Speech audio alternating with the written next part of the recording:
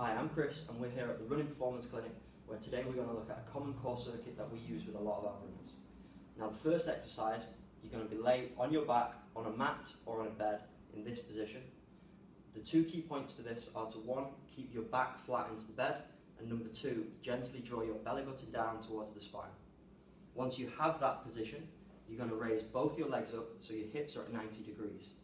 Now it's important not to let your hips come back up into a flexed position, as this will offload your abdominals and is basically cheating. So you're going to maintain this position, maintain your back flat onto the bed, belly button gently drawn down, and then you're going to scissor each leg one at a time.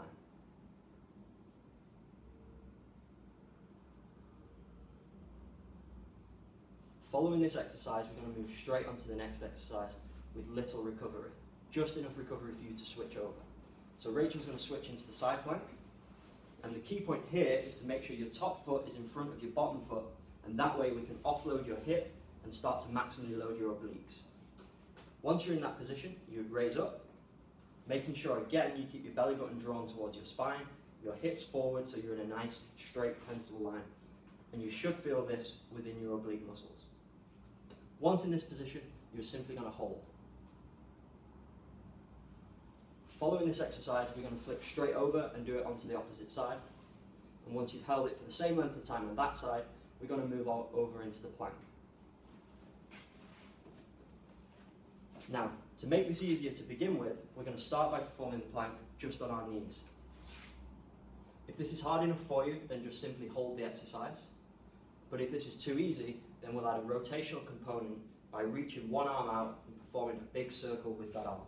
The aim here is to make sure, again, you keep your belly button drawn in, your sternum down towards your pelvis, nice and short, your glutes tight, and you do not let your body sway from side to side.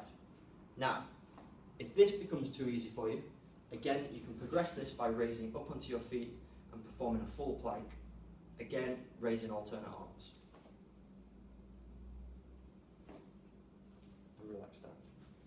Once you've done that exercise, there will be no rest. You flip straight back over into the beginning exercise again. Now, dependent on your skill level, we can start these exercises with 30 seconds per exercise or progress them to a minute per exercise. And you're going to perform 3 sets. And that will be your 12-minute core circuit